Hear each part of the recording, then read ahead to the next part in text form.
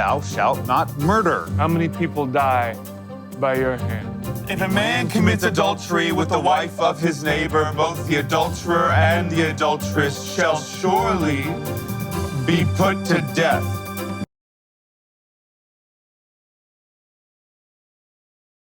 You sound like a Chicago guy. You from Because Chicago? I am from Chicago. Ah, I spent a lot of years there working with John Hughes. Great times. Oh, well, that's a classic person from my neck of the woods. I'm actually in Chicago currently, so Right. oh, where are you guys at very- individually? very cold. LA area, I'm up by the beach. Oh, very nice. What about you, Alicia? LA area, not by the beach. Well, I'll say one thing. At least it's not 30 degrees out there, where you guys are at. So None of us want to compete with that. yeah, so No. everything is. I'll take some of that warmth, Yeah, we'll project it your way. Well, I'm glad to talk to you guys about the film. I was interested to find out initially, how did you guys collaborate together and kind of come to co-direct, because you don't necessarily always hear about co-directors. I mean, it happens for certainly, but it's kind of a unique thing. So how did that kind of come about for you guys to want to come together and bring this movie to life? Well, first of all, thank you for taking an interest in our film. Alicia, I'll throw it over to her, but she directed the play initially, so I'll let you take it from there, Alicia. Yeah, the script was originally written as a play, and we did it for the Hollywood Fringe Festival. The actors wrote it, and it was really successful in terms of what we wanted to do, and we packed out. I think every performance was sold out. Then Raj was impressed with it and wanted to turn it into a film, and he wanted me by his side for it. So we worked really well together. I get nervous about co-directing sometimes because you need to know what lane you're in, and I've seen it done before very disastrously. But I think It's happened, yeah. But yes, that was not us. That was not that us. was not us. I saw the play. And I was just blown away by the writing and the acting and Alicia's staging. And we walked out on the sidewalk afterwards, and there was just these clumps of people, and everyone's talking about this project. Like there's so much, there's so much conversation in the movie that in the play that sort of elicits more conversation. Like no one's talking about where to go to dinner. Everyone's like, yeah, that thing that Pete said, or that thing that Gid said. And so it really struck me that this is, this is having a big impact on people. In terms of actually making it into a movie, 2 characters in a room for an hour, like that's a really makeable movie, So I approached Daniel and Bradley and Alicia and said, we'd love to kind of put this up. So that was the origin of the partnering. So basically, we rearranged my living room to match Alicia's set, and had the actors and Alicia there, and I had my little handy cam, and I'm moving around, sort of looking. Wait, you shot this at your own home? No, not the final. We did a rehearsal. You did a rehearsal, okay. I was like, that's a twist, because you sure as heck make it look like a hotel. That's for sure. I live in a dumpy hotel. It's well, hey, you did a terrific job, because it totally looks like a dumpy hotel, even with the clock, the stereotypical kind of a hotel clock. I'm like, I thought you nailed that aspect of it for sure. I'm like, yep, this looks like certainly like a motel. And you know what? And it's interesting you mentioned that this is based on a play, because I did feel there was like elements of it that felt like I was watching a play. You didn't make it overly cinematic. Sometimes when it's a movie, and there's been tons of movies that came originally from plays, but this kind of had the look and a bit of a feel of that you're actually watching a play, but it's on camera. Yeah, I mean, that was by design. The play works so great, and part of the sort of claustrophobia of being in that one room of this character Pete, who's contemplating this desperate act, and he's being confronted by a Bible, a personified Bible, and he's just stuck there and he sort of can't get away from Gid. That's all sort of part of the psychology of what works about the story. So we did a couple of flashbacks where we go out of the hotel room, but basically the fact that it took place in this one room, and honestly it's 100% still Alicia's staging. So it sort of came to me fully formed, and it's just like, well, how do I glide the camera around this and make it interesting enough to be a cinematic experience, but also just kind of stay out of the way and let the words play and let the performances carry the day. Alicia, how was the setting for you? Did it feel kind of at home in a sense when you guys took it from the stage in a sense to the film? I mean, since you're kind of, the stage, you're obviously in a constrained area, but being in a hotel room pretty much is a constrained area too. So there's not much difference in that aspect of it, of the staging of it, because they're both in confined spaces. How did you feel that translated from the stage to seeing it done in a room, basically? Oh, I was really excited about it because having it now in an environment where where we could essentially bring the audience very close, you get to see a lot more of the nuances of the performances of these two marvelous actors. And it's fun how we got to play with this space and play with the performances a little bit, because at times it'll be like a courtroom drama, and at times it's like a buddy film. It's just got that. It's not a dull film at all. With two guys in one room, it is exciting the entire time. Yeah, and I'm going to stay with you, Alicia, ask you, how do you make it, in a sense, exciting for the stage in that aspect of it initially when you came up with this, to have this compelling, because you don't have many characters, you don't have much stuff going on. It kind of zeroed in on these two people, in a sense, and these characters, and following the conversation, the dialogue, so important in that aspect too. And then I'm going to shoot over to Raja. How do you make that, in a sense, cinematic and interested enough, to keep kind of the audience in this? Because at a play, you're kind of sitting there, you're watching that, but attention span is different at home. So I'm going to start out with you, Alicia. How do you kind of make this compelling for the stage when there's not that much on the outside going around? Sure. Well, I have to credit Daniel and Bradley's writing for this, and their acting. They gave a lot of thought into what they wanted to address, what belonged in the story, what didn't, and how to truthfully represent these characters. So I had my work pretty much cut out for me, and I just, as far as putting it into an environment that was engaging for an hour with these two guys, it was just finding opportunities to play to their strengths. Daniel's a very energetic guy, and his charisma just kind of oozes out of him. It just kind of lights up the whole entire set, which made him a wonderful character to play Gideon in this Bible that's been in a drawer for 20 years. Mm-hmm. And Bradley has such a gravitas that really draws you in. So I had these two energy levels to play with, and then you just use what you have in the room. You use the props, you use the set however you can to express what they don't have room in the dialogue to say. Interesting. Yeah, there's that creativity that comes with it too. Raja, to make it cinematic in a sense, in a stage, like I mentioned, is a confined space, you kind of have to work with it.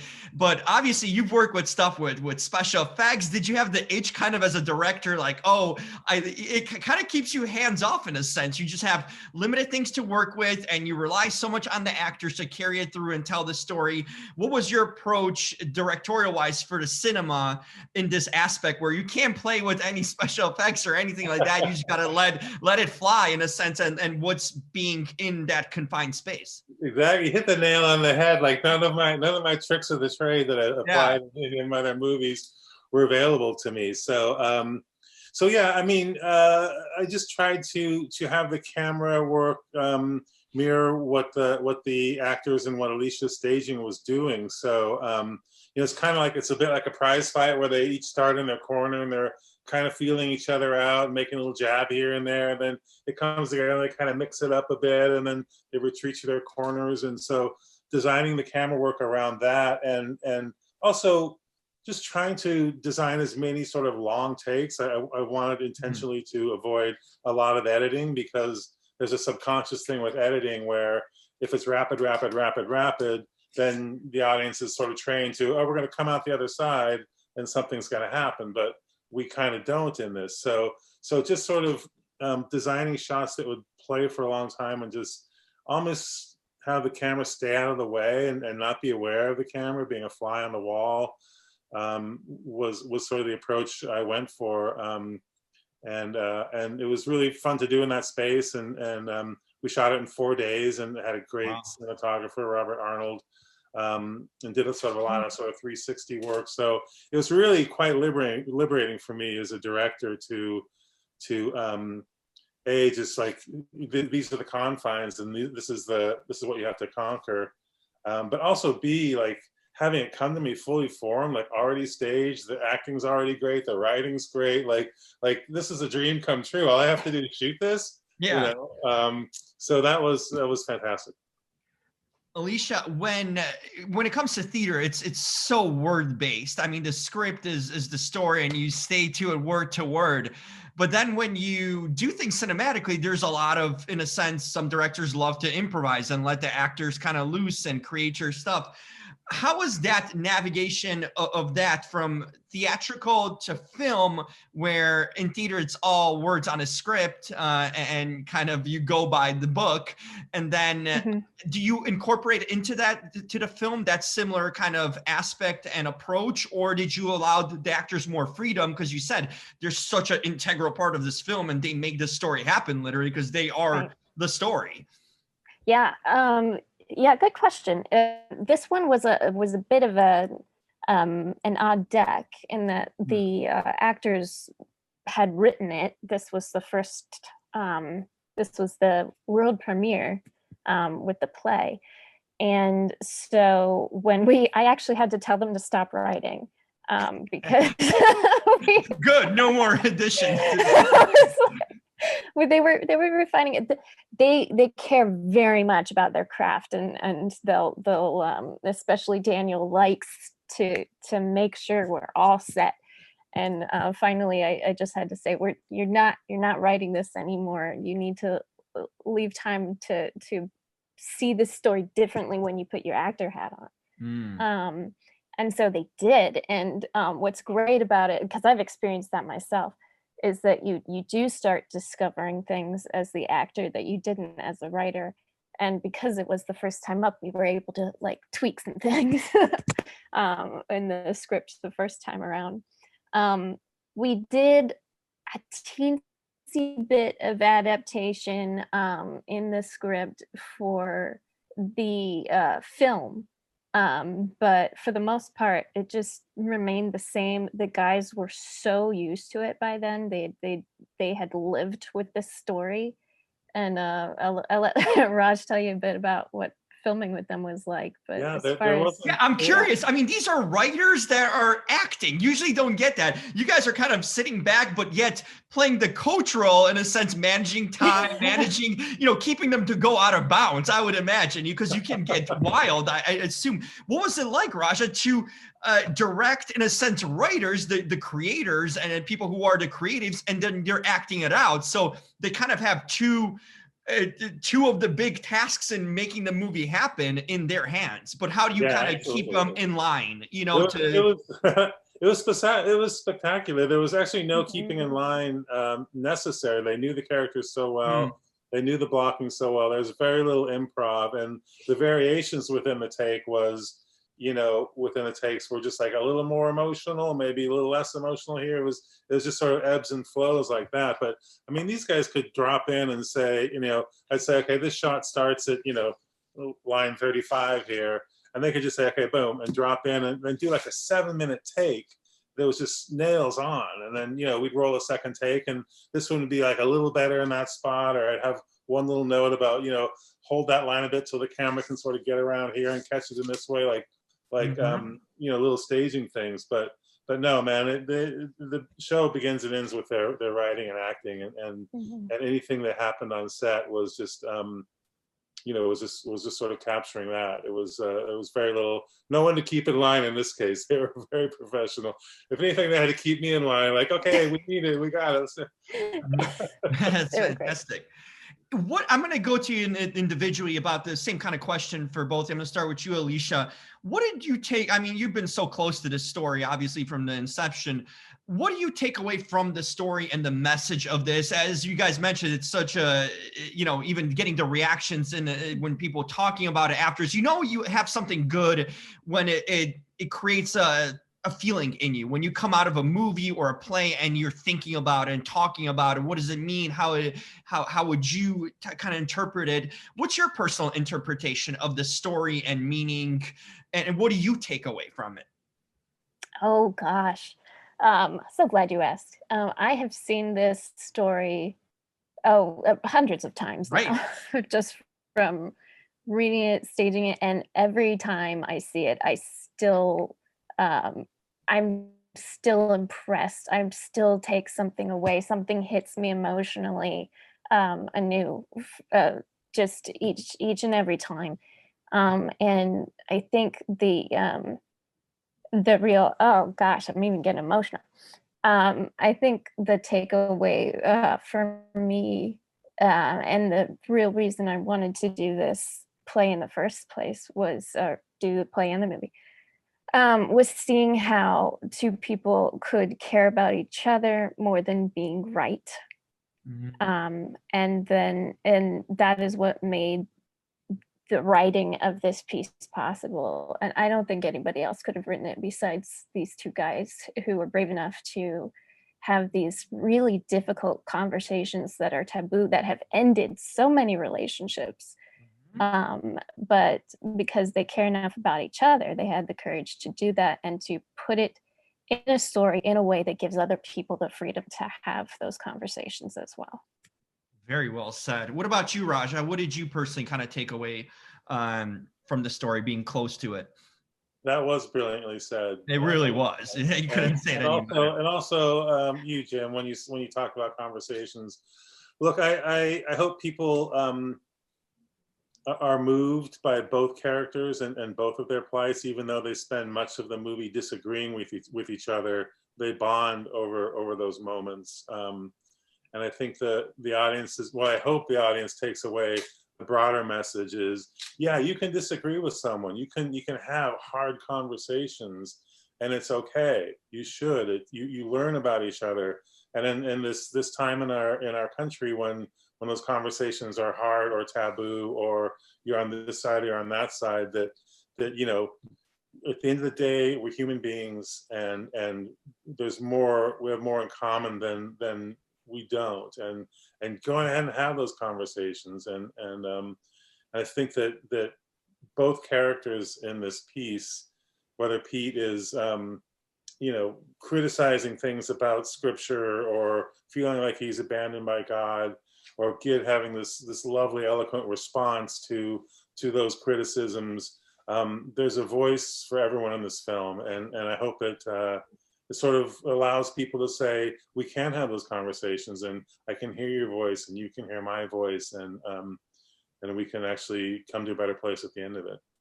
That's really well said too. You know, before I let you go, Raj, I got to ask you, you know, you were in charge of two childhood kind of films that many of us grew up with, Scooby-Doo and the Smurfs, and bringing it to live action. You know, I think you might have been the first one, I think, to do those movies, bringing from cartoons to live action. And, you know, people took it positively, negatively. There's always, it's a tough element. I'm going to ask you about kind of taking someone's like things they grew up with and they hold close to heart and then kind of giving it your version in it. And since you did it with live action, when you look back at those, and now they're actually, the Scooby-Doo just had that reboot by Warner Brothers, and I think Smurfs are getting one too, an animated one. When you look back, how do you feel about those two films? You directed 2 Scooby-Doo films and the 2 Smurf films. Are you proud of what you've accomplished? Would you do anything differently? How do you kind of look back at it now that it's already done and they're even rebooting that for those? Yeah. I mean, I look at them proudly. I think that they entertained audiences, which is what we set out to do. As a director, there's like 1,000 things I'd go back and try and do better. You know, the first Scooby-Doo started out, and actually the movie that was greenlit started out as a much more edgy version of that project. It was sort of, I would equate it to what Austin Powers was to James Bond. You know, the James Gunn Scooby-Doo script was to Scooby-Doo. So, but during the course of post-production, the studio got a little nervous. They worried that we would be sort of you know, drifting away from the core audience of this IP, which was parents and kids. So there's a lot of editing that happened during the course of that. But even through the course of all that, you know, you watch the movie with an audience, and you know, you feel like they're enjoying the ride. And like you said, there's always going to be people who are, you know, they're ruining my childhood. Like, right. That's what I mean, because you're messy. This is big responsibility here, because you can't please anyone. That's going to go on my tombstone. He ruined my childhood. So I just accepted that that's my lot in life, to ruin people's childhood by trying to make successful movies of those sorts of intellectual properties. And look, we all did our best. Great writers, great team around us. We consistently made the movie that we thought that would please people that were familiar with the original, and their kids that had never seen it, and, you know, sort of hit all those bases. And are they perfect movies? No, not by a long shot. Are they entertaining? We hope so. And do people still talk about it, you know, 20 years later? Yes, Jim, they still do. Yes, they will go on forever. Like I said, you made an impact. You know, you've been in this industry a long time, where now your movies are getting reboots in a sense, right? You know, that's an accomplishment of itself. You know, I personally enjoyed them. I think what the great thing is, you brought back some iconic cartoons that kind of been forgotten by the wayside. When you got in, people talking about Smurfs again. I grew up as a little kid watching cartoons, but kind of people, it faded out of their memories, you know. But when you brought these movies back, Scooby-Doo and a live action and Smurfs and live action, it got you talking about these films that kind of went by the wayside, we grew up with and then kind of grew out of, you know. So I thought that was really cool to bring them back into the mainstream the way you did. And hey, and now they keep on going. So now they're getting more reboots. They're still, you know, on the timeline, you know, they didn't disappear back. So I'm grateful that you brought them back in a sense. A good IP never dies; it just gets rebooted. And there you go. I had a fabulous time working on all those, and the crews we put together. We were in Australia for a Scooby. We were in Vancouver for a Scooby. We were in, you know, Montreal and Paris for Smurfs, and yeah. So it was just, in terms of my life's adventure, like every movie has a great story. We were in New York for the first Smurfs, so I not only carry the joy of working on the movie, but the memories of the crews we put together and the times we had. And Alicia, you must have loved Never Been Kissed, right? I mean, growing up in a sense, and isn't that an iconic movie too? And it is. You know, I didn't see that until I was a bit older, though. Really? Okay. But yeah, it was a sweet film. I did enjoy it quite a bit. Well done, Raja. I know. Every time I look at Drew Barrymore now doing her talk show, I think of that film. You know, it keeps like coming up. Yeah, the success of that movie is like 99% on Drew's shoulders, because she was just absolutely fearless as Josie Grossi, and just to see her blossom in that movie, and just, you know, it was sort of pitch perfect the whole way through, and yeah, hats off to Drew Barrymore, because it's definitely her movie, and we had amazing cast around us, and yeah, I get a little tearful at the end when the Beach Boys kick in and Michael Vartan comes out and gives her that kiss still, and so it's a movie that that still holds up. It's kind of, the emotions are timeless. Everyone dreaded high school. So everything that sort of went into it, I think still holds up, and I'm proud to have worked on it. Yeah, it's kind of full circle because I just spoke to David Arquette recently, too. Love David. Oh my God, he's the best. He's the best. He was so great in the movie. He was like the perfect, irresponsible big brother. He was. Yes, I love him too, and it's cool that I get to talk to you about it and enjoy the film. Well, awesome job on this film. I mean, I learned so much from it just by talking to you guys about it. I just thought it was so interesting. You can really make some compelling stuff, and it just proves you don't need all this CGI and effects. That stories still at the end of the day matter, and characters matter and so much, and the words written matter so much, because you can really make some good, impactful stuff that starts a conversation with just simply like that, two people in a room and discussing about life. And I think that's kind of telling in the age we're in now, and with all that stuff's happening, that, like you mentioned, Raja, conversation's important, whether you agree or disagree, just having conversations is important for us to understand each other. And I think, Alicia, you brought it to life originally with the theater, in the theater, and now you guys brought it to the film. Fantastic work all around. Thank you, sir. Thank you, for having Jim. fun. Absolutely. Glad to talk to you. Make sure you guys stay safe and healthy during this time, and happy holidays. Yeah. You Thank too. you. Bye-bye. Take care. God loves you with his whole heart. He loves you.